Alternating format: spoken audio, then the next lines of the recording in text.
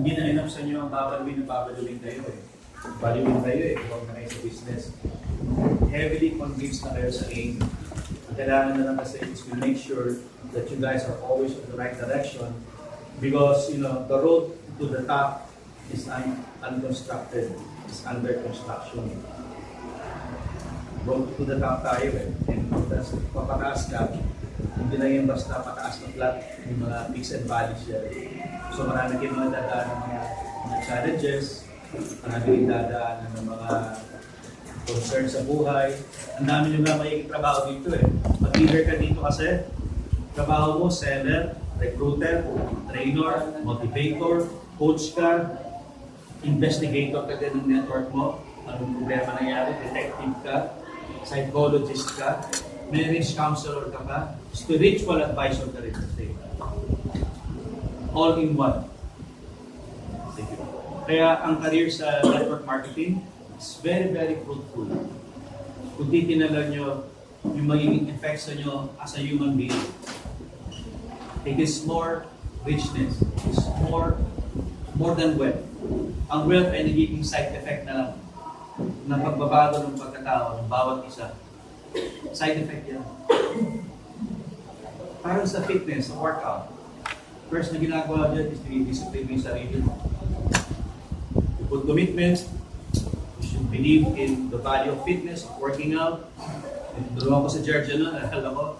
Si Georgian kasi nun, payat yan eh. Hindi na payat. Okay? And makita mo yung, I'm sure nakita yung picture namin, di ba? One time, di ba? 95 pounds siya nun eh. Sabi ko sa kanya, di ba George, kahit na kumikita ka na malaki, mukha ka paligyakin, ginaganyan namin siya lagi, kaya workout siya. Tinakot ko yun, sabi ko, pag hindi ka nag-exercise, pag hindi mo ng 50, baka patay ka na. Sa daming sakit na tatama sa'yo, kasi underweight ka. Because of his good learning attitude, sumunod, sumabay. So, in everything that we do, nagsisimula muna yung creating your belief lagi. Inaalis yung fear, yung doubt, yung pride. Kasi pag nag-create mo na kasi yung belief, okay, nagsisimula na lumabas yung reason ba't mo gagawin isang bagay. So, ang commitment mo, lumalabas ang todo-todo. Lumalabas na yung nasabi natin ng whatever it takes. Tama? Wala naman mindset ka na. So, pag ginawa mo yan, nakukuha mo yung skills. Ang ginagawa mo, you put hard work on it. When you put hard work on it, you gain strength. Sa fitness, when you gain strength, pag ang ginoon mo yung strength, may side effect yan. Ang side effect yan, nag-i-improve ang physique. Nag-i-improve ang physique. In business, kung ilalagay ko sa negosyo, i-relate ko, ganun pa rin, you create your belief, you create your desire, you ready for commitment, you discipline yourself, you organize what you're going to do every day, you're working towards your goal, and of course, pinupuna naman ito ng hard work, ng routine, may sistema ka na ginagawa. At pag nagawa mo yun, lumalakas yung capability mo, mind, body, and soul. As a leader, you are gaining strength, mind, body, and soul. At pag nagawa mo yan, may side effect din yan. Dumadami ang tao mo, dumadami ang leaders mo, followers mo, nagle-leverage ka, nag-multiply ang time mo, alam nyo siguro sa effect, nag-multiply ang time nyo. Ang profitability ay okay, yun ang side effect. Pero kung ite-trace mo, saan yung nagsimula? Nasa decision-making process yun. In the pillars of success, we discuss, it's make a decision, and you take action. Yung analyze your results. Every now and then, pag nagsishare ako, OPP, MDO, training, hindi ko lagi kinakalimutan bagitin yung aspect of fear. Kasi sa mga tao ninyo, yan ang magiging struggle nila, biggest struggle sa mga leaders, and fear. And kayo, mga heavily full-time na kayo, online, offline, it's very good. So the aspect of fear is our first goal, to mindset our associates in the business, to make a progressive shift from what they are doing to become entrepreneurs. Kaya huwag kayo mag-expect na pagpasok agad, hindi mo na agad talagang sobrang active. Kasi may mga inhibitions pa kasi yung mga yan. Kino-convert pa natin yung kanilang mindset. Di ba, lagi nyo na narinig yung paulit-ulit dito. Mindset, skill set, mindset. Yung skill set, hindi ma-absorb pag walang proper mindsetting. At ako, tracing my roots before in this industry, the basic mindset, of course, is to eradicate the existence of fear. Fear is okay. It brings out the best in you. But never be a state of it most of the time. The feeling of fear is fine. Kaya nga, a leader has to be courageous. Has to be brave always. We have to be leading on the front, not from behind. Remember, we are boss in our business. The concept here is to become your own boss. And as boss, there are two kinds of boss. Boss who are commanders and boss who are leaders. Leaders tayo. Kayo lahat, boss kayo. Tama ba? Hindi nyo ako boss. Hindi nyo boss si Ariel. Hindi nyo boss yung mga GA. Hindi yung boss. Pero may leader na tumakay. Ito yung nagiging example ng set that. And as boss, you have to create always the sense of courage, overcoming fear. There's no such thing as no fear. Lagi meron fear. Fear of attrition. Fear of talking to your leaders. Fear of facing the attrition problems. Kasi ang networking may attrition. Walang negosyo walang attrition. Lahat may attrition. Hindi nawawala. Hindi pa na-invento ang negosyo walang attrition. Kaya kung hindi nyo kaya ang attrition, nung sabi na, kaya pero mga taong takot kasi sa attrition, kaya sila takot. Dala pa rin nila yung mindset nila. Most of us here started working for some people. At kaya naging empleyado, tama? So then, naging empleyado rin ako. Kami, empleyado kami ng AIM, pero ibang klaseng empleyado kami. We are not really like typical employee. We are like partners of the management. We're just paying our service with special bonuses. Negosyante rin kami, hindi lang kami negotiating kami ng company. So ang isang asset ng mga negosyante, entrepreneurs, ng mga leaders, dapat adaptable ka. Hindi ka takot sa pagkakamali. Hindi kayo dapat perfectionist. Entrepreneurs kayo.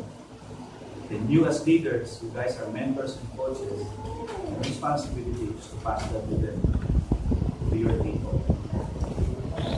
Tandaan nyo, may mga tao kayo sa ilalim, hindi lahat yan, agila pa.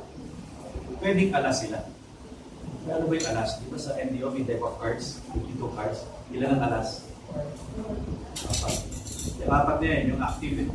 Yung mga nag-aaral, whether online, offline, tumatawag sa'yo, nagpo-communicate sa'yo, yung mga lagi may prospect na ipapayin. Yan yung mga alas na nito. Ito yung mga nagbitaw na sa inyo na gusto pa kong mag-game GA o GA within the year. Yan yung mga alas. Sa apat na alas, may lumalabas na isang agila.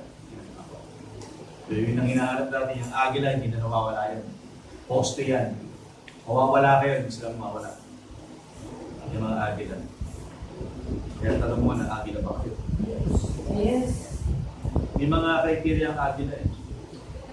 Dapat, pag nagsalita ka with sense, hindi ka na yung may time na may jokes ka, pero kailangan mo sa time with sense.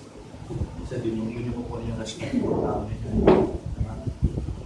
Dapat meron ang leadership traits, ready for responsibility, full of confidence. Dapat organized kayo sa buhay ninyo. Dapat optimistic kayo. Dapat may work ethics kayo. Discipline in work. Dedication, integrity. Most of all, you guys should be dreamers. Yan ang qualities ng mga admin. Magtitignan mo lahat ng mga naging GA, yun sila.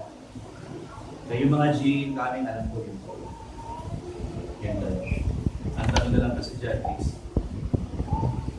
hindi kayo pumunta rin sa pitfall. Mamaya matatap kayo. So, in essence, again, your mind setting, overcoming fear, has to be constantly maintained throughout your life. Always embrace the possibility of mistakes. Hindi nyo mape-perfect ang networking. Ito na sinasabi ko sa inyo. Walang perfect na leader dito. Walang perfect na diskarte. Because everything is work under art. Walang exact science in networking. May guide. May guidance. May skills. Meron tayo mga, let's say, script na ginagamit minsan, prospecting, pero walang exact science. Pag kinausap ko kayo, iba approach ko rito dito, iba approach ko dyan. Pag inupuan ko problema na to, hindi pwede approach ko rito, pareho dito, papakiramdaman ko. Kaya hindi umuupa sa atin yung matataas ng IQ, pansin ninyo. Observa nyo, yung mga sobrang intelligente dito, hindi tatagal. Because we are on a relational business. On the relational business, kung gumagana sa emotional intelligence or EQ, dapat nasa-sense mo yung pakiramdam ng kausap. Wala ka manikit dito na tiligawan eh. Sa mga boss, sabihin nyo, nai-inspire ko ba siya? Nabi-bring out ko ba yung best niya? O nasasagasaan ko yung ego niya? O tinatamaan ko yung pride niya? Okay lang yung pride. Minsan kasi may mga sensitive issues sa network. Dahil nga tatlo nga ang grupo mo eh. May grupo ka ng mga beginners, first-timers, second-timers. Meron dito mga nag-binomold mo na to become leaders because they are incoming SEs. At ito naman yung mga leaders mo. Ito yung mga SE pataas, GE pataas. Normally, yung mga matitigas sa ulo, nandito yan. Nasa leaders yan. Minsan tayo yung pasaway sa apply. Oo. Nangyayari yun. Normal yun. Kasi nagkakaroon na kasi kayo ng mga sariling approaches ninyo, tactics and strategies kayo. Pero kailangan nandun yung discussion sa mga apply para ang relationship nyo sa business would remain healthy. Para may assistance din siya, may tulong din siya. At ikaw, nakikita ka rin ng mga leaders mo na ikaw, as a leader, nakikita niya yung integrity mo and your ability to work as part of the team, the group, especially if you're carrying one name. May mga entities na kayo, may mga names na kasi kayo. Yan. Kaya, again, as a leader, you cannot afford to be perfect in this business.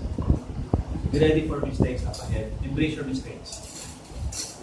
It's okay to make mistakes for as long as you guys are deemed not to do it over and over again. For as long as you are learning from it, the mistakes, embrace it. Hindi na magpapagalit sa inyo. Hindi na magbibigay na sa inyo ng mga formulas about the business. Alright? It's not the opposite of success. Always a potential ingredient of you in reaching to your goals. Because one day you want to become not only GAs, but many global ambassadors, in this club, and ultimately to become a part of the Hall of Fame. Diba? Sa ating dati ng time, hindi ka na kinakaw sa top 20. Diba? Diba yung mga top tayo, hindi na kinakaw sa top 20. Bakit? Ano na sila ngayon? Hall of Famers na sila. Inunggo nyo, diba? Lahat kayo? Kasi pag dumating kayo nun, investors na kayo eh. Hindi na kayo nagtatrabaho for the profit. Nagtatrabaho na kayo kung ano yung mga investments na kukuha nyo sa labas, like properties, para yung pera nyo, passive income na. Para na. Following? Yeah. So, the first quality of a leader, is to know how to embrace fear, conquer fear, and inject that to your downlines, especially to your leaders, not to be afraid of mistakes. The mentality of an entrepreneur is the exact mentality of a follower, of a servant, of a slave.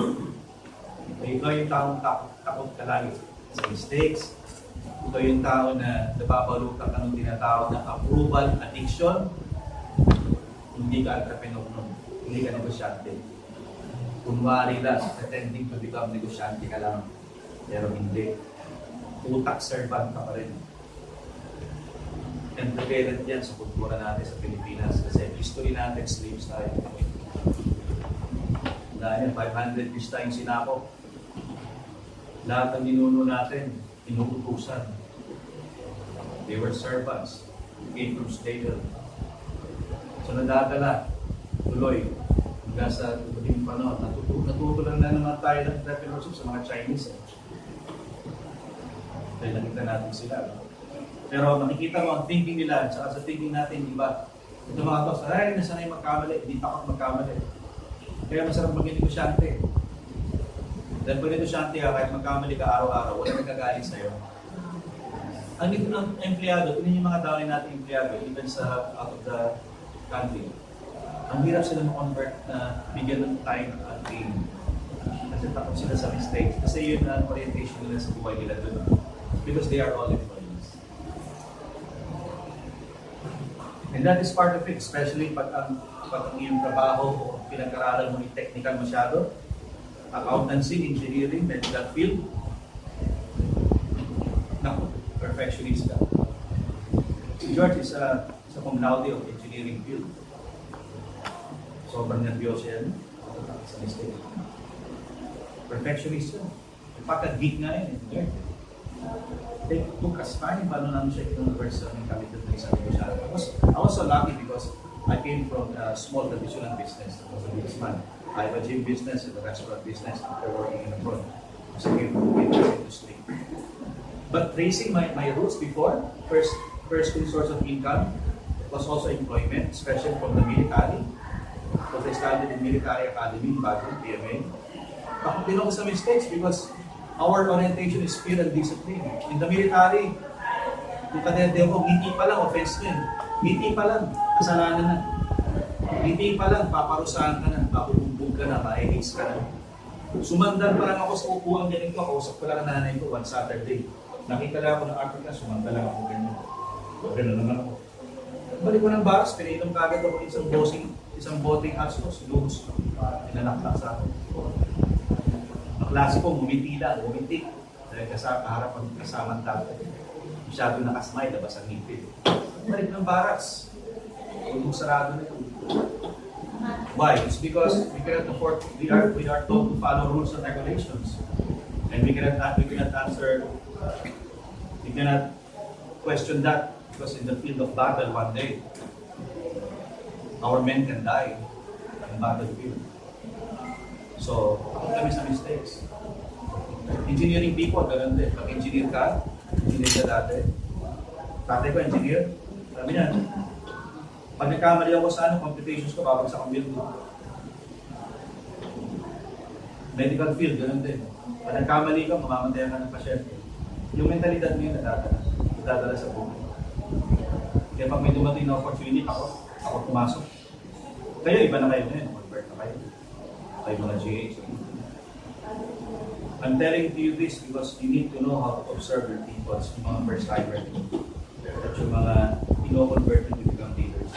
Ang first step ka lang dyan is to convert the way they think, to change the way they think. We have a saying that we can only change our lives, we can change the way we think. Yun ang first change na gagawin mo, yung thinking na yun. Kasi ang mortal enemy natin dito sa industry ko, fear. Fear. Kasi pag fear ka, tinatama ka ng tao sa ginagawa mo. Pag fear ka, you are refusing to change. Takot ka sa changes. Gusto mo lagi yung comfort zone. Even leaders, pag malalaki na, takot na rin, bumabalik yung fear. Kung kailan leader na, kumikita na nakarating yung 1 milyon. Di ba na billion kung nakakalasan mo na ito? Dumarating din yung fear sa mga leaders. Because of comfort na, umaas na eh. Noong una, struggling, okay, matatag, malakas. Pagdating doon, tinatama ng fear. Ano yan? Fear of attrition. Kaya sinasabi ko kagad, para huwag kang matakot sa attrition, huwag kang tumigil. Maghanap ng tao. Huwag kang mag-depend sa network. That is why we are called ambassadors. Channels of opportunity.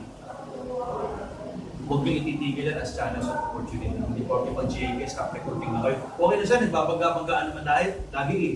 Di pa pili naman lagi ang network mo. Diyan magkakabangga-banggaan po kung tuloy ninyo. Kasi hindi mo mahawakan ng stability ng tao yan. Tanda yan. Dynamic yan. May putakin mga yan. Babago boost ng mga yan. Ngayon, nandyan sila. For 2 years, di mo lang nandiyan pa sila on the 3rd, 4th year. Kaya you have to continuously develop leaders.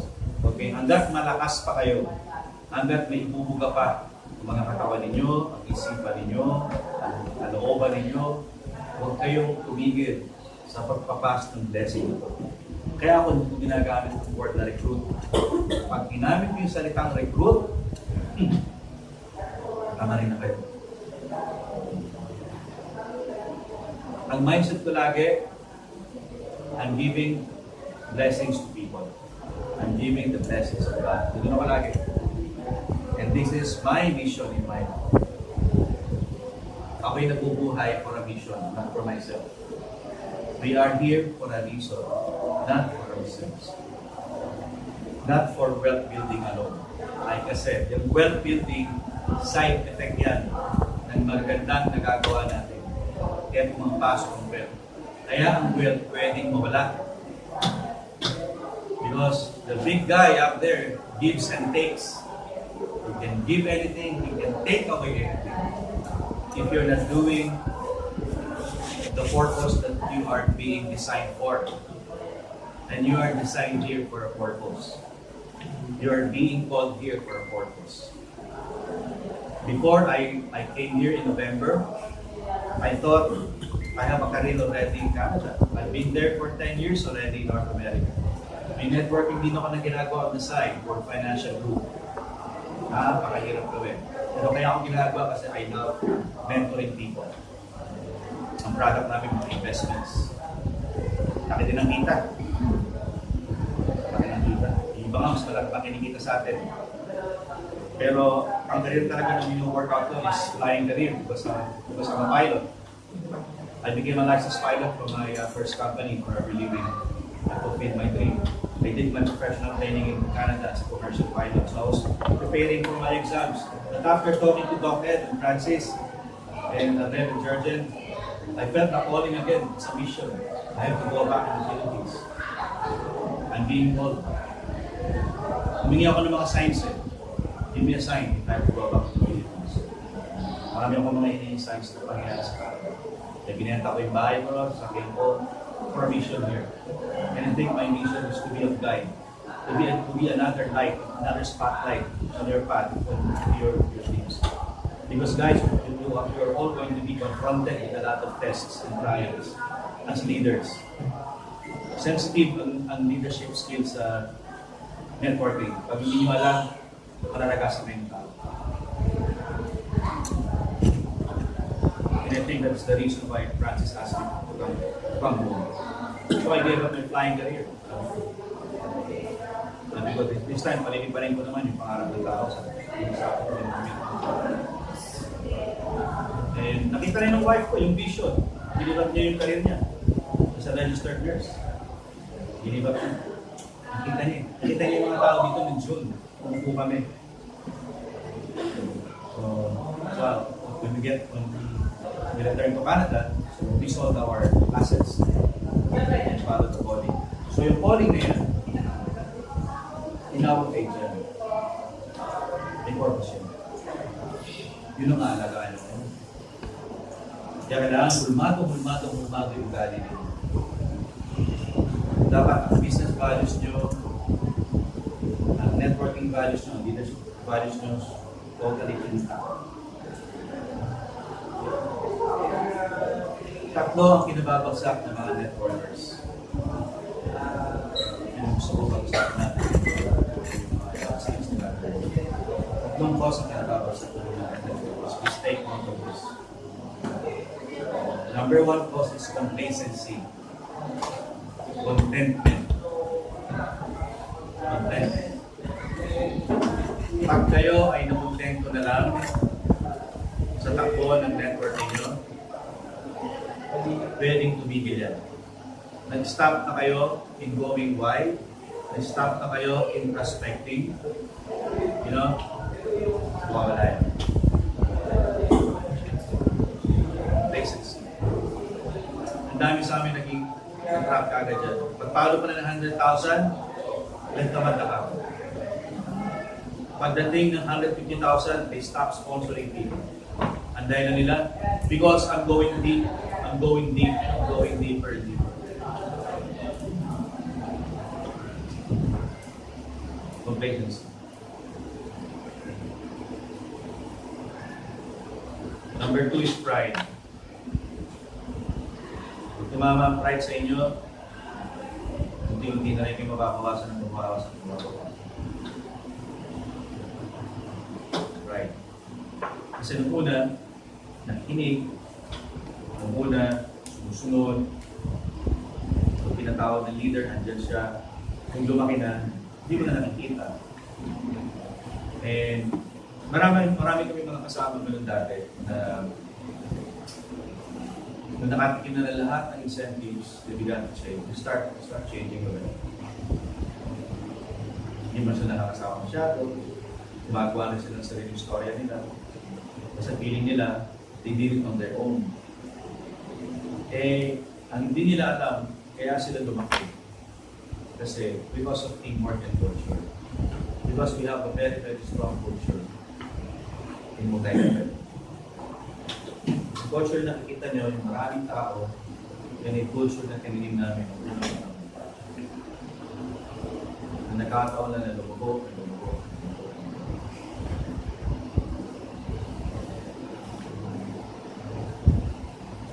Kaya sana, as you go up, the more steps that you guys are climbing, the more that you can realize the value of humility and give up when you fail. Kasi yun ang pinakabigat na pagsubok dala sa inyo. Alam ko, ang mga SE kumikita na yan. Ang mga SE madaling kumita ng mga 30,000 to 50,000. Tama? SE pa lang, di ba? Stable ko lang, kumikita yan ng mga 10 to 20 eh. To 30 eh. Pagpalo mo ng SE, madali na dyan ang mga 20 to 50 to 60, maybe 8,000 pa. Hindi ko kilala. And yung iba, pag tumalo na ng mga GE, because of 100,000 profit, yan na, yun nagsisimula na. Kaya, kumbaga sa isang usaya, nagsisimula na yun na magkaroon ng sumay na. Normal yun. Okay, matapos sa ganun. Lahat kayo dadaan. Kumikita kayo, makakaramdam kayo ng pagbabago. Because of exhaustion. Kasi napapagod kayo. Ano ba? Gusto nyo mag-relax ng konti, magbawas ng activities. Na sasabihin mo, ba't ko kailangan maghirap na masyado? Pwede naman ako kumita na malaki, hindi ako masyadong hirap. Kaya nga maraming gusto gawin ng online ngayon. Ano nyo napansin? Maraming gusto online ngayon. Nag-deviate sila dun sa traditional na offlining. Ang naging effect naman ng online sa offlining, malaki yung kita sa online, pero nawawala yung character and personality development. Kasi natrap ka na lang doon sa isang kwarto. Sulat ka ng base mo, you guys are typing and chatting, yung iba, nagpo-follow ng links, yung iba naman nagka-copy-paste lang. So, nagiging effect tuloy, dapat na ikaw ay umi-increase dapat ang social skills mo sa labas, napapabayaan mo. So, which means I'm not saying that people should stop online. You cannot afford to stop online kasi may profit na papasok. But you have to be sensitive how you are doing your online approach. So, sir, paano magiging tama ang online approach namin? Very important na dapat nakikita nyo yung kausap nyo. Para napapagkaralan nyo yung body language ng kausap nyo. If you guys are doing video calls through FaceTime, okay yan. Ikaw consider ko yan na online with an offline approach. Yan. Nararamdaman mo yung sinasabi ng tao. Makikita mo naman sa gesture ng tao. Nakikita mo yung mata. Nakikita mo yung galaw ng mata. Nakikita mo kung magano siya, kung nakaslap siya, kung nakafocus siya, kung busy ang mood niya. Nakikita mo.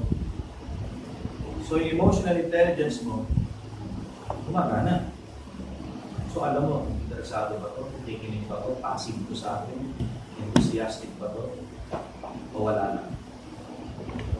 Kung naiintindihan ba niya? O inaanap siya sa kawang sinasabi ko? Nagkakaintindihan ba kami ito? O hindi?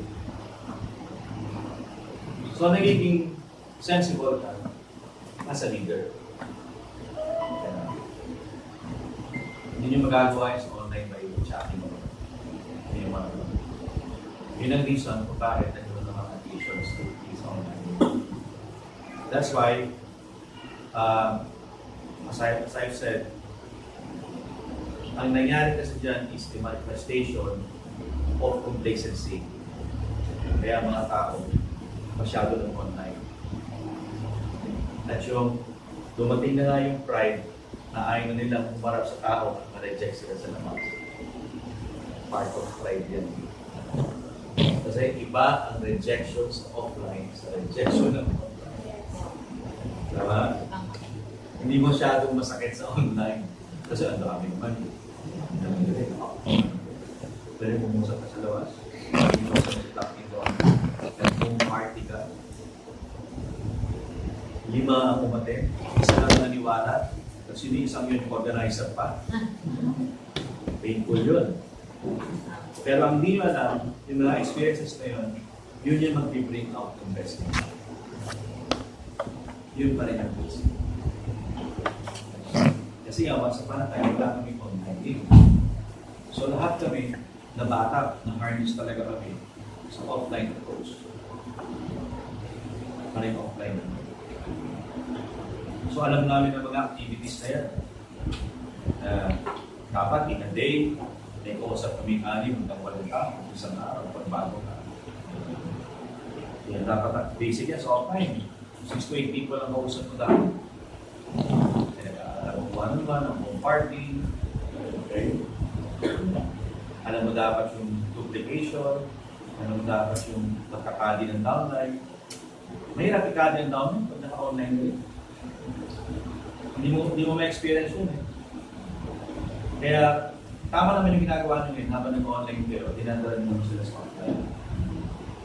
Ngayon, kami sa online, may approach ng pagkakali. Kasi yung wife ko, may network din. Ang network nasa Canada and US. There's no way para pumunta. Talagang technology yung gagamitin. So, pag merong prospect, yung downlines niya, umaharap siya. Doon sa iPad. Nag-i-A siya. At then, nagsasalita yung wife ko for 20 minutes. Kita niya yung flyer. Kita niya. Tapos mag-i-A naman. Isa ako, mag-i-A din ako. Kami, ako sa mga ibang taga-inward. Naka-conference calls kami na. May trainings kami na ginagawa. So, offline din ang approach namin. Parang offline. Ginagawa lang online para magkalapit-lapit lang. So, hindi na questionable ngayon ng distance. So, parang ka-meeting ko ngayon, yung taga-Alberta, taga-Manitoba, taga-San Diego, taga-LA, taga-Washington, kausap ko sila simultaneously by the use of technology, offline principle. Kasi offline dahil may interaction kami.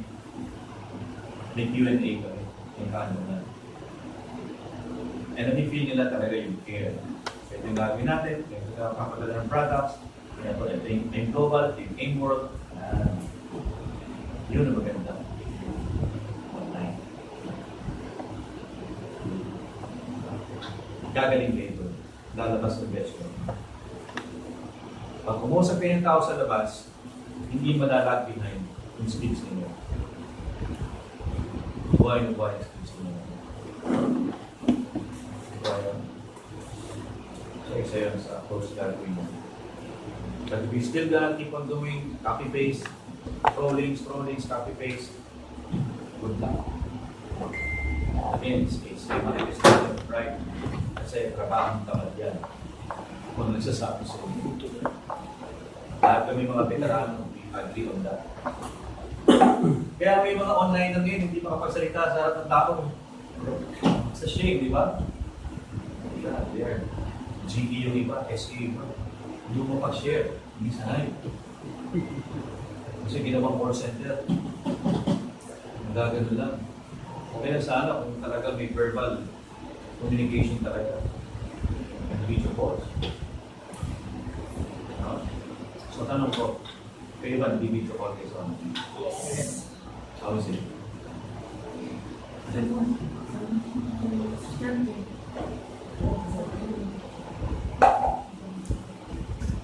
Yeah, kasi lately, narinig ko, na gano'n na nangyayari. Tinulong pa ako ng isa eh. So, minsan pinaka-copy-paste lang. Gusto kong gagawin yan. Kasi pag ginagawa niya yung copy-paste, para kayo nagpa-flyer sa labas na rin. Hindi ko na-encourage sa flyer rin. Kung talagang gusto nyo mag-flyering, mag-hire kayo ng mga bata sa labas. Yung mga street children, hindi nyo yung 300 pesos, mabulbul din, okay lang yun. Pero huwag kayong gagawa nun. Kasi kung naman mga negosyante kayo. Sir, di ba sabi niyo, sir, stay humble, humility, and sin of pride. Yung ginagawa namin, sir, yung nagabi namin. Hindi humility yan. Trabaho pa rin ang tamad yan. Pride pa rin yan eh. Dahil ayaw mo ma-reject. Ang ipamutbot mo, calling card. Na yung calling card na yun, pag binibigay mo, may skills yan. May conversation. Okay po. Yung calling card po, kunin mo. Sir, ano po yan? Opportunity yan. Kasi nag-expand ako ng business. Gusto mo kumita ng part-time, 10 to 30,000, let me know. Part-time lang yan, 20,000 ha. Hindi nagtansado, bigay mo sa iba. Okay? So, just call me. So, magbibenta-benta po ba ako? Hindi. Tatawagan mo, malalaman. Ano naman sa schedules? In the form of calling cards.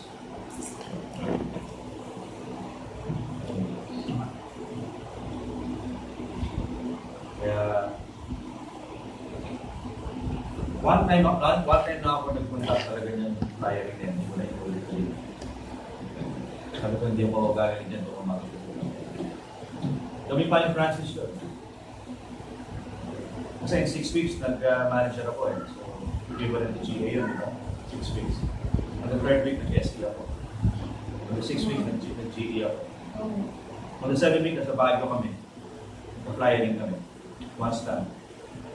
Sabi ko ito mo. 100, at lang ang dumating sa akin.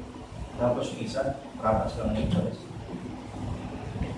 Hindi ako kagaling mo. Ito, I can do more. So, mas nagamit ko potential ko when I talk to strangers.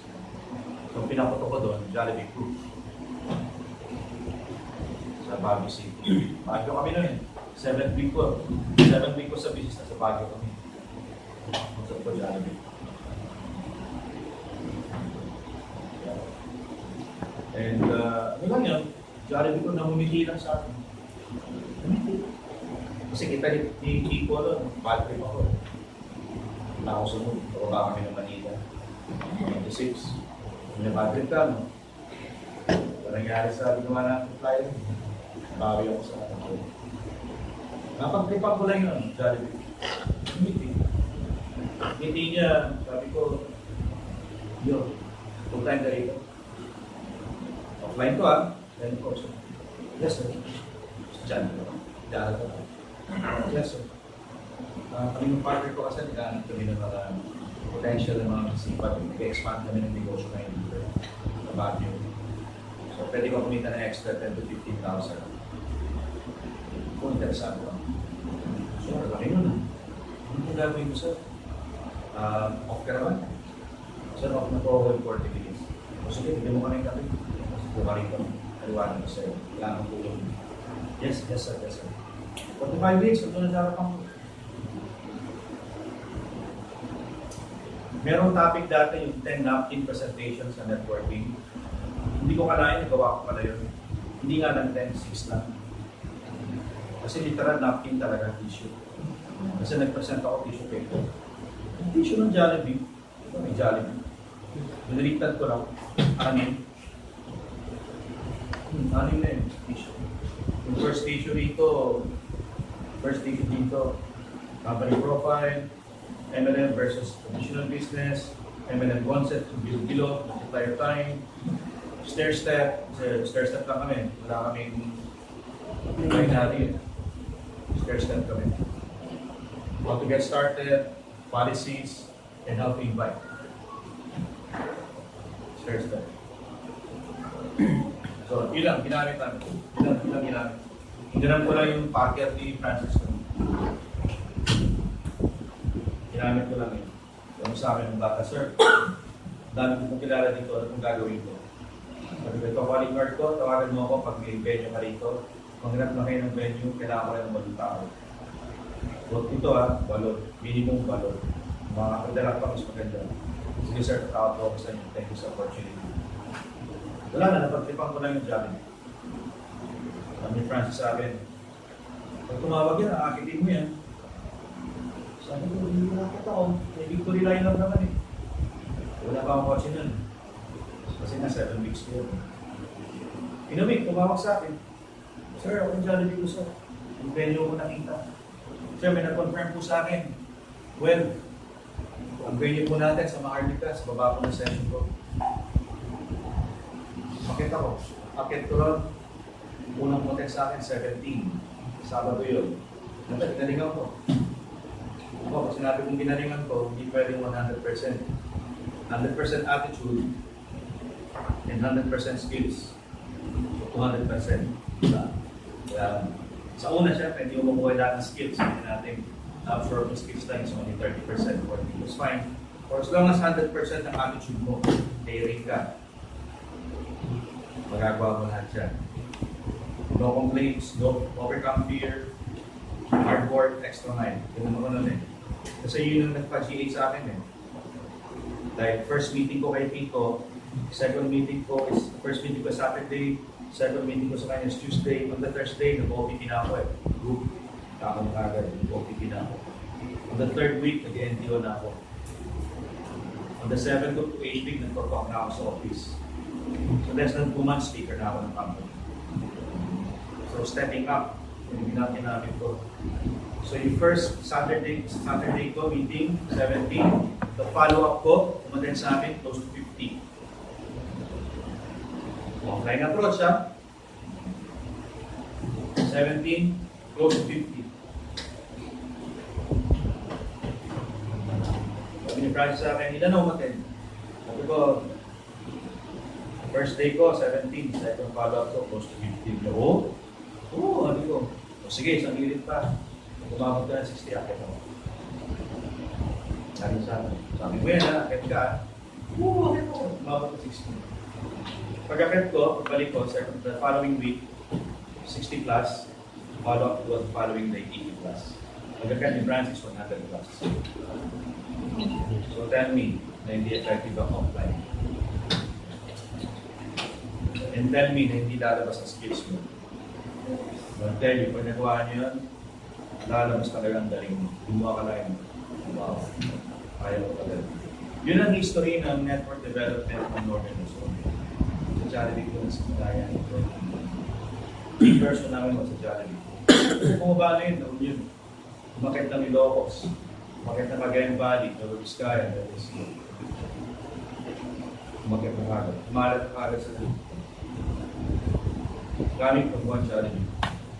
Offline approach. Wala kami technology. Wala kami cellphone. Wala kami pager. Definitely walang email. Yung walang social.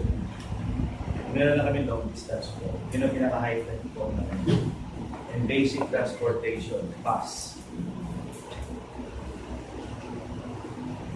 We learned the hard way. That's why sometimes we are called legends. They call us legends. Legend ng Mexico. Because we learned the hard way. At pumuto kami on the hard way. On the 3rd to 4th month ko, nag-average ako 60,000.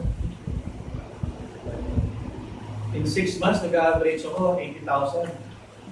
Walang binary. Kung may binary yun, magkano yun? Times 5. So, inubit ko, oh my God, 6 months ko pala, nga natin million na.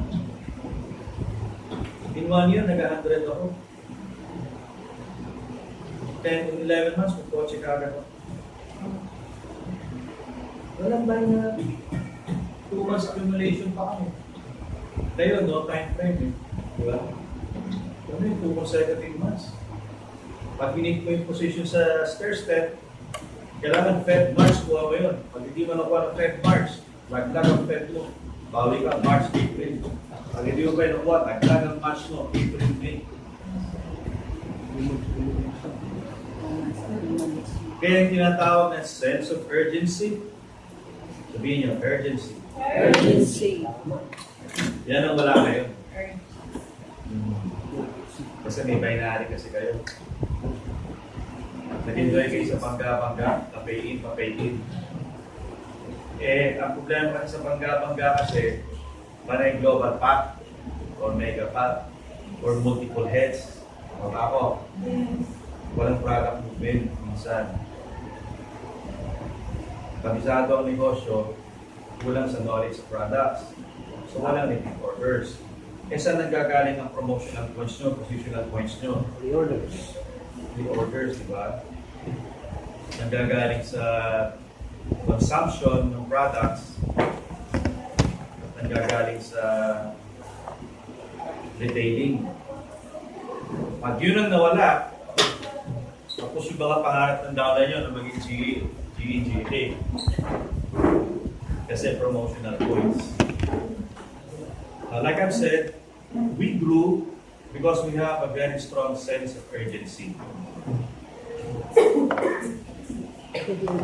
So talagang the aspect of humility in our time is very, very high. Hindi kami talaga pwede na mataas ang pride ng panahon namin. But still, nung mga kumikita na kami ng mga 250,000, 300,000, dumating uli yung pride na yan. Doon marami nasira. At the average, on my peak, at my time, I was making 400 a month. Again, without binary. So if you're going to multiply that by 5, that's 2 million. So, yun ang value nun, 400 nun. So, ang value ngayon ng 400 siguro ngayon, baka 600, 700. So, kung peso with value siguro ngayon, baka 300. Kung binigyan kami ng structure na ganyan. Sa gano'n ng stair-step or kind of uni-level. Kaya swerte nyo, inabot nyo yan. May hindi ko maintindihan bakit yung iba, 3 taon na sa aim, hindi sila makapalo ng 300. Hindi kami kinikita na namin ng 300,000 on stair steps alone with a very, very difficult policy. And yet, kinita namin yun ng walang binary. Hindi ko maintindihan. So nakikita ko talaga, ang ganda naman ng problem kasi ngayon. Hindi naman ang good news. Ano natin positive side. The good thing is, kumikita naman ang tao. Problema lang, complacency niya. So bata pa lang sa negosyo, naging complacent na partner because of that. Kasi nga, because of the no time frame policy. Yan, isa yun sa mga silipin nyo. Kung yung pabayaan sa mga tao. Take advantage of the stair steps. Nandiyan naman nakita. Kasi nasa product movement talaga. Yes, alam natin, merong matching ng tao sa produkto, produkto sa produkto. Yes, we know that. Pero unless talaga makita pa rin na hinahabol nila, ilan ang points ko para mag-GE ako, yun dapat na hinahabol nila. Doon kayo sasama nila. So sa uni level, makita nyo, in my time, modesty aside, in my uni level, ang panahon ko, I have about 12 global ambassadors, uni level. 90% doon stranger yun. Kasi nga, nakita ko yung effectivity ko sa stranger, malakas ang loob ko. Because my greatest weapon is my smile. Tagal ko pinag-aralan mag-smile. Kasi because of military. Kaya lahat ng picture ko nung early 20s ako, seryoso na. Hindi nakalabas ang ngipin. Laging ganun. Diba? Dito kayo mga PMA cadets. Yung mga PMA cadets kayo, mga smiling na kasi ngayon. In our time, masyado seryoso. Masyado kaming stiff. Stiff na stiff. So it took me time to learn how to smile. Buti lang napunta ako sa fitness industry. Nung nag-instructor ako, kaya develop. Kaya pagpasok ko sa networking, yung skill of motivation, natural sa akin. Kaya nakita ko pa si Kiko, very, very friendly. You know him, right? Inabot ko si Francis. It's very easy to get along. Very, very funny. Diba? Sobrang matyaga sa tao. Personable. Kasi nakita namin yun ang kailangan para makita mo yung mga tao. Because this is network marketing. Ito ginagawa natin, this is networking. Yung prospecting, invitation, presentation, tour sa office, follow-up, pag-i-agency, it's a normal routine. Home party, onlining, detailing, whatever, basic yan. Keeping people is networking. This is network marketing. This is keeping people. Ito ang pinakamabigat trabaho sa lahat. Because real job in networking starts after the basic routine. Pagkatapos ng prospecting, presentation, invitation, whatever, nagko-convince kayo, nag-marketing plan kayo, pagkatapos na yan, at lumabas na kayo sa opisina, at nagtulong-pulong na kayo, that is another. So recruitment is not networking, it's basic. Keeping people is network. Kaya pag tinamaan na kayo ng pride as leaders, yung sense na yun, pwedeng mawala yun. Kaya isa sa mga attributes na dinedevelop talaga, yung patience sa leaders sa tao. Kapag napag-aralan yung mahalin itong ganitong trabaho, yung nakikipagkwentuhan kayo after midnight, doon na kayo mag-enjoy. Hindi na siya trabaho. Hindi na siya routine. Hinahanap mo na at nakikita mo yung true spirit of MLM. Just make sure that when you're in front of your downlines and leaders, you are all talking about funny stuff, 10% to 20%, and the rest should be more of productive sense of the business. Like I said, it's the first pitfall, complacency. The moment you stop sponsoring, the moment you stop learning, and number 2, ilman na kayo ng pride, you're not doing the right things, the basic things, there's the big problems much to come. Because after pride, alam nyo na tatama sa mga leaders, lahat kami tinamaan kami ito no excuse.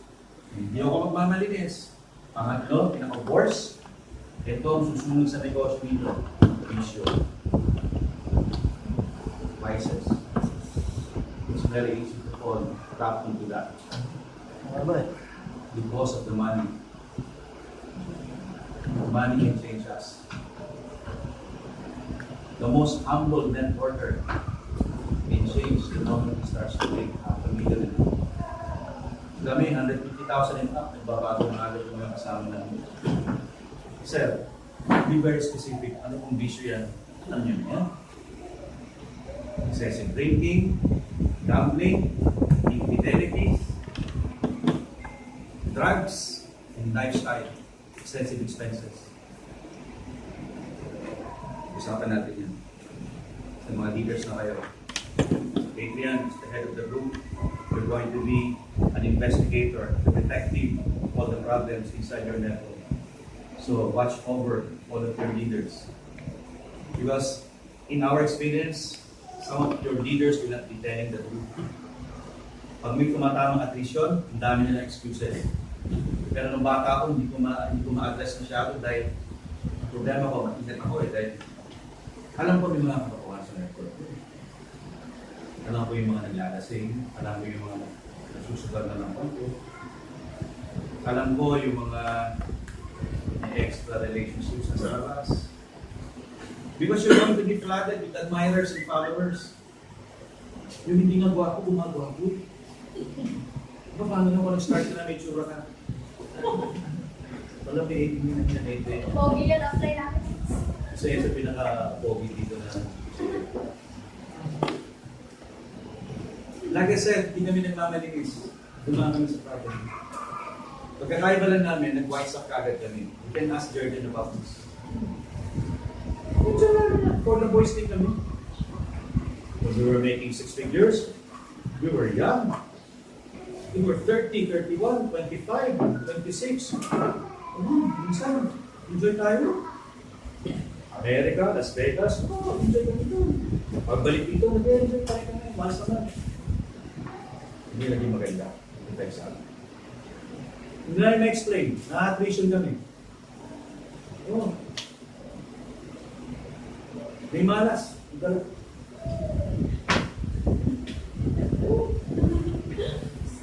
Sabi nga ng biyanan ko, buhay pa yun, wala pa ako sa multi-level. Ang pinakamabigat na karma na pwede ibigay sa'yo is lahat ng iniisip mo pala mali na. E paano yung mga diskarte mo, ito na, yung mga decision mo, nasa dark side ka na. Pwede nasa lighter side ka, nasa dark side ka. Pag yung blessing sa'yo, andito na, ang lahat ng decision mo, nandito ka. Pero pag nasa dark side ka, lahat ng approach mo, mali lahat. Ang mga nababanggit mo, nasasabi mo, mali lahat. Sabi sa akin dito ni isang kilalang leader dito. Sa akin, sir, upline. Ginagawa na, pinipilit namin gawin yan, implementation yan, problema. Sabihin ng isa, upline, bakit sa ganito? Sa upline ganito. Kumikita rin naman malaki, pero ganito ang ginagawa. Ano sabi ko? Just a matter of time. Tatlo magiging effect yan eh. Tamaan ng family mo, tamaan ng health mo, tamaan ng career mo. Pag tinamaan ng career mo, reputation, credibility, tamaan. Then nakikita mo na at least yung hindi mo alam kung bakit na at least yung ginagawa mo na. Yan yung tinatawag na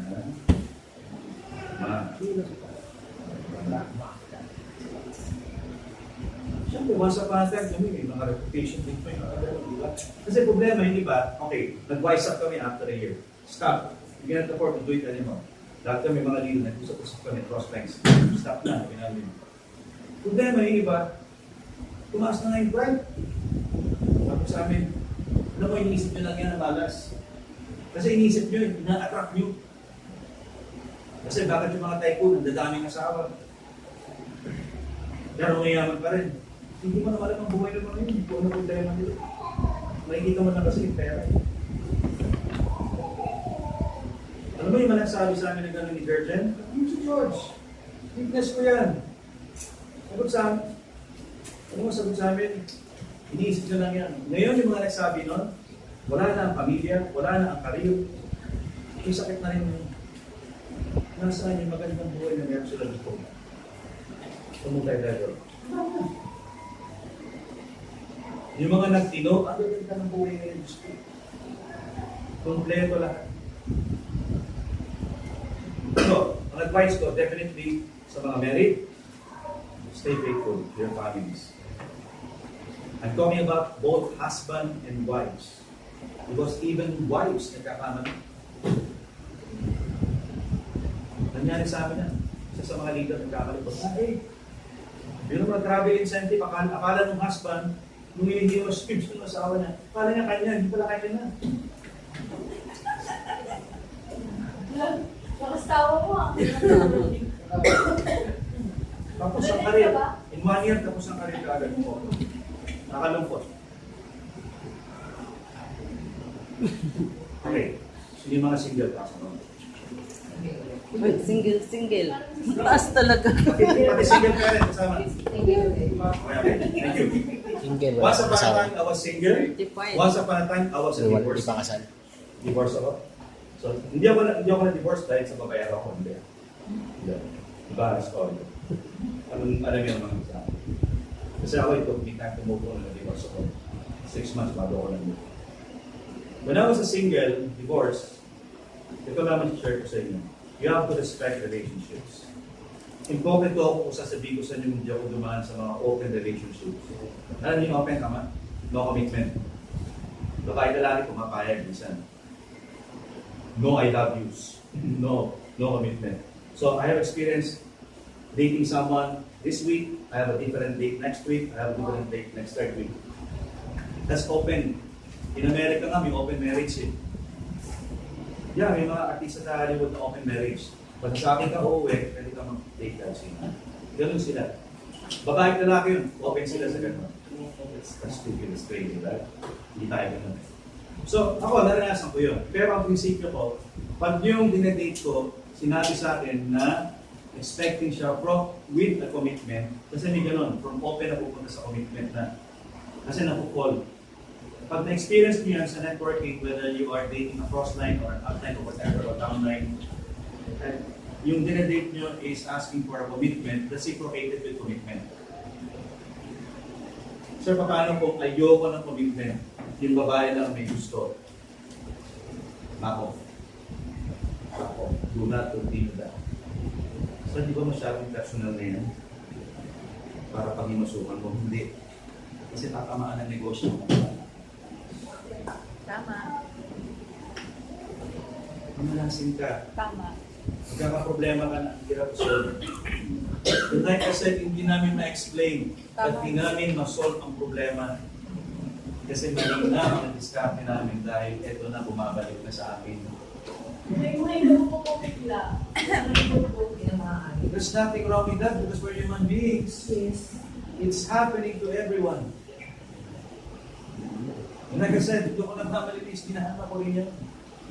On the peak of my career. Pero nung nag-single na ako as a divorce man, pinag-ingatan ko yan. Pag dinedate ako, na-open, humingi ng commitment, hindi ko feel, walang magic sa akin, stop. No, I can see it. Ngayon, kung na-fall yung ka-date mo, cross-line mo, na-fall ka rin, abay maganda. Hindi ko kayo magkakatuloy yun. Napakagandang love story nun, naging husband and wife sa inyo.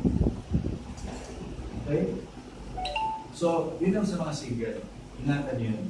Pag may asawa. Sabihin balik na. Sa Mindanao, sinabihan na ako, Sir, alam niyo ba sir, nakubos yung mga dami namin dito mga kababaihan, isang promise pinunta ako. Ano ba bakit? Sir, kasi yung mga dami na hindi na ako naintin. Question. Pwede nang... Kaya nag-confess, isang leader nag-confess sa akin, GA. GA pa yung nag-confess sa akin, sir, ito yung sinabi mo.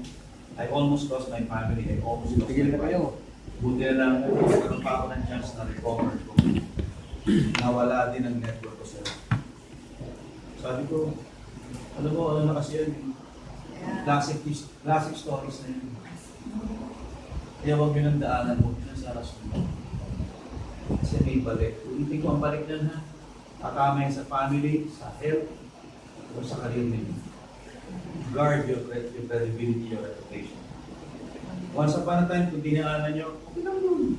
Tao lang tayo, nagkakamali. So, huwag mo lang ulitin na ulit. Kasi baka tamaan ka na. Kasi pag inulit mo pa rin yan, foolishness na yan. Stupidity na yan. Hindi stubbornness yan. Ang stubbornness sa bata rin. Diba? Kasi remember, you guys are asking blessings. Right? May ano to, may basbas ito eh. May basbas ito eh. God can give you the right people. Trust me. Anytime pwede kayong bigyan ng 4 na Adrian. Anytime pwede kayong bigyan ng 3 Joseph Tim. Anytime pwede kayong bigyan ng Louis Gascon. Maylin Abdani. Roy Cueto. Anytime. God can give you those people.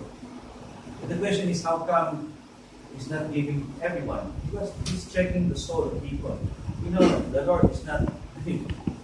The Lord doesn't depend on your credibility or your reputation or your skills. He's more interested in your character. Kaya yun ang in-invest niya. So you're gonna tell me, sir, bakit si ganito? Alam ako, like I said, it's just a matter of time. Bigyan mo lang yan ng mga 2 to 4 years, kakaputin na yan. Tututo ka may tututo na yan. Delegates. Hindi na ako bata sa industriya ito. Hindi na ako bata rin. Kasi bakit naman lahat sila ang gagaling magsalita, ang galing pang-motivate, lahat, incentive qualifiers. Pero bakit hindi na makontrol yung mga problema ng tumatama sa kanila? Because of their lifestyle.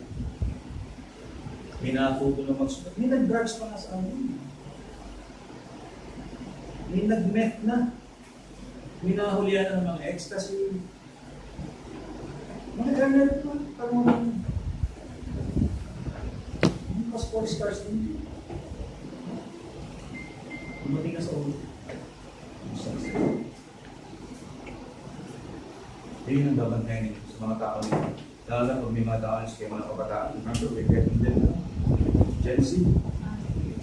Bantayan nito sila. Like them. Hindi naman tayo mga religious o ano. Hindi ako religious eh. I'm just a realistic person. I only believe that there's a big guy watching. That everything is temporarily known to us. Your skills, education, physical strength, beauty, handsomeness, anytime can be taken from you. If not used for the right reason. Pero pag nagamit ko naman yan ang tama ko,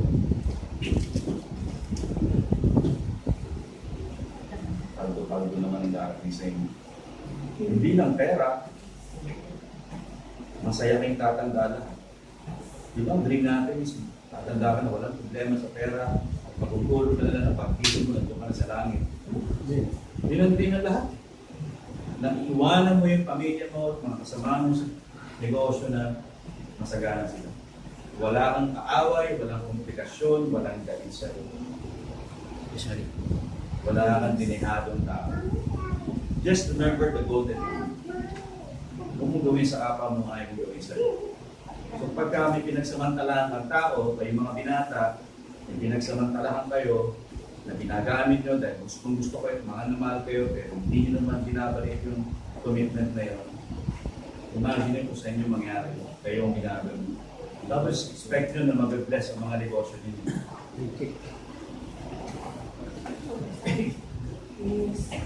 Law of nature, di ba?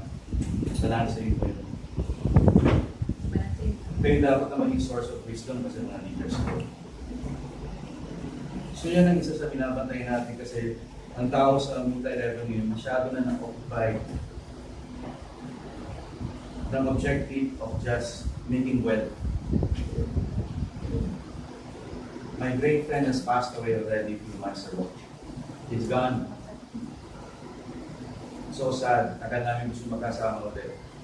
Tanong, nadala ba ng kaibigan ko yung pera, yung billion? Hindi. Naiwan dito. Buti na lang, may legacy siya. Hindi siya makalimutan na lang tapos sobrang daming tulong na. But it's the same thing, hindi natin madadala yun. Ang tanong, anong iniwan? Hopefully, yung pinag-iwan ng problem dito. Isa rin ka. So for me, that's the meaning of success. Know God and His desires for you, maximize your potential, and sow the seeds that will benefit other people. I think that's the true meaning of success. Kasi pag nagawa mo yun, side effect na lang ang pera daating sa'yo. Bless ka na. At yung mga anak mo, gaganda ng buhay. Diba? Tumatanda ka na masaya, tumatanda ka na bumabata itsura mo. Kasi wala ka po. Wala. Kasi meron nga yung mayaman, pero ang daming debt. Ang daming nakagrabyado. Meron kayo basta-basta naigit sa Ferrari nila. O sa Porsche nila. Yan ngayon ang ginagamot natin sa industry natin ngayon. And I need your help. Because in any type of industry, there is a virus. And we are being faced with a virus of greed and excess vanity. Saan ba mangarap sa isang billion? Greed ba yun? Hindi. Hindi greed yun. Ambition yun. Goal yun. Ang greed is kinukuha mo yan na nag-take advantage ka kung may pinaviolate ka ng mga work ethics. Nanulunod ka, nag-underprice ka, sinisira mo yung system, pinapaikot niyo yung mga tao, yun, siyempre, kumikita ka from that. That's greed. Pero yung honest work, they're building your people, they're making a lot, they're growing a lot, at kumikita ka ng more than 7 figures, that's the effect of a blessing. It's in the Bible. Seek first the kingdom of God and everything shall be given to you. Everything, ha? Everything. At sinabi everything, beyond pera yun. Lahat. Good health, friendship, fellowship, associates, reputation, credibility, lahat nasa iyo, connections. Tayo pa naman, we don't look for work, we look for network, tama? Your network will grow because of a good name. Pag nalaman nila, itong taong ito, kilala namin ito, maasahan mo yun. Ayun, nag-a-attract naman. Hindi magugulat nila, ay lumalabas na yung mga taong sa ilan, ibang bansa. Kasi yun yung effect no integrity, yung conscious one, spirituality, nag-a-attract na ng mga ganyan. So I'm already talking from the experience of other people, a little bit of what I've seen in my life as well, that could benefit your business. Because you guys already have the skills. Kung di na lang ang skill ninyo na ina-harness na lang natin sa leadership training po. Pero yung mga pitfalls, yan, sa amin na babantayan ito. Expenses, lifestyle. It's not wrong to buy muscle cars or sports cars. No. For as long as within your reach and capability. Huwag naman yung kakainin na lang pag-tuition pinanganak mo, upgrade mo pa ng kotse. Kung yung piliin na nagagilaw yun, dapat yung talagang deserve ng kumita ka. And yes, kaya kong bayaran ko. May incentive ako. Yeah, okay. Hindi excess vanity yun. Yung excess vanity is hindi mo na kailangan gumagastos ka dahil. Kaya pag kayo may higit ko sa mga top, talaga na-afford nila yun. So, kapag laki naman natin dito. Papunta rin din doon.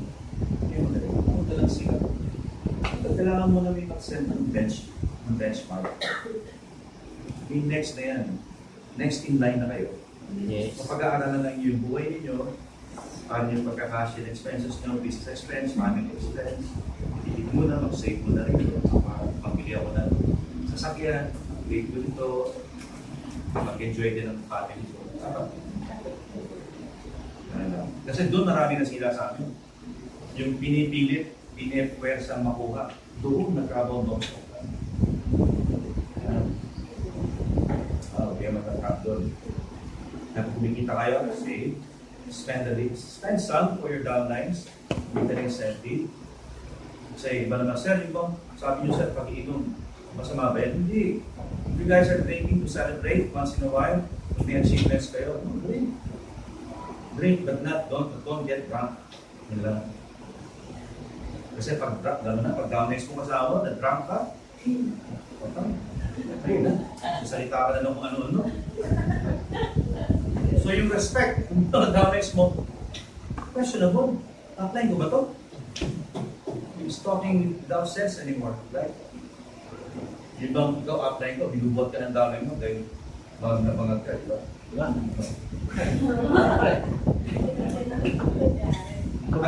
Again, kung dumaan yan, kung na-experience, tapos na yan.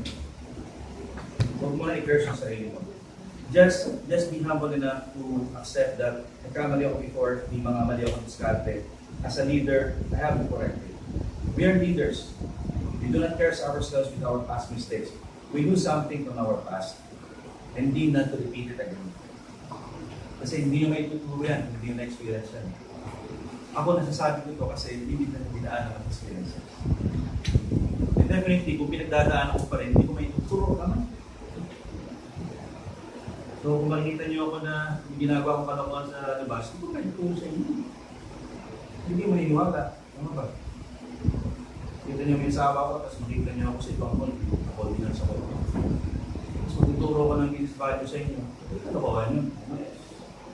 So, tapos sabihin ko, oh, ayan ang grasya, yung grasya. So, yan, isa. Pag sinabi ko whatever it takes sa level ng commitment, exhaust mo na lahat ng whatever it takes na gawin mo na lahat. At yung gagawin mo na lahat, gawin mo na lahat. Pakabait ka na rin para ma-attract mo na talaga yung laking grasya, yung blessings. Para matulungan mo na yung mga damage mo. Kasi ang goal natin matulungan sila. Kasi pag nakuha na yung gusto nila, sasaksik tayo. Right? Ang dami nyo ng tao, may tao na kayo sa ilalim.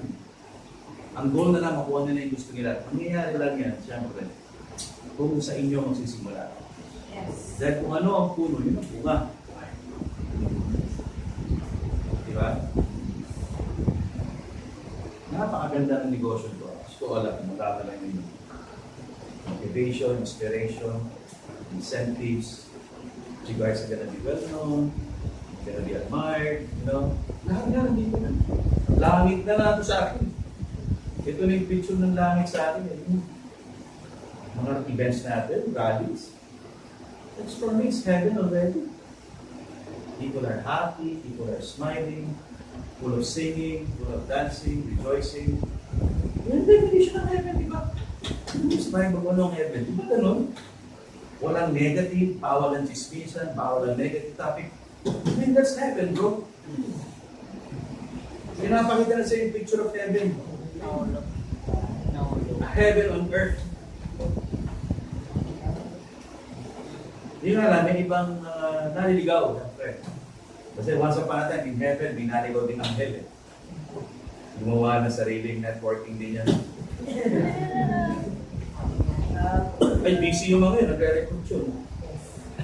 Yung anghel na yun, tayo ng network yun, nagre-recruit yun. At ang favorite niya, yung mga taong sobrang vain. At yun ang kalingin sa death trap ng mga networkers. Again, hindi vain pag may pinapakita ng success. Nagiging vain yan at the expense of other people. If you're offending people, if you're violating some system in the business, it becomes vain. Or pinipilit mong i-achieve ang isang bagay that's going to hurt your family or your downlines, that is vain. Sir, please explain. In my time, the profit sharing can be bought. But there was a time that one of my uplines wants to buy, babay in, para ma-hit niya yung level 3.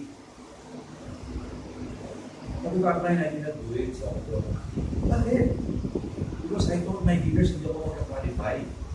So, okay na ako sa level 1. Pag nag-qualify ako, tumulong ako dyan, magtatanong sila, paano ko nagawa? And in a matter of 3 weeks, nagawa ko, hindi sound. Sabi sa amin yung upline ko yun, hindi pwede, Ariel. Kasi pag hindi ko narating yan, ma-apektuhan ng ranking ko. Pag tinamaan ng ranking ko, apektahan tayo. Sabi ko, no, I don't think so. Sabi ko sa upline ko, ako, downline mo, salita ako sa upline. Sabi ko, Fred, hindi kaya masyado ka ng greedy. Kaya mo nang ibigay yung standing mo sa iba. Kasi nakita ko na eh. Hindi niya alam sinasabi. Nabalutan na talaga siya ng vain and greed. Willing to alter the system. So hindi na hinok. Kaya makita mo yung mga stocks niya. Bodega. Yung product.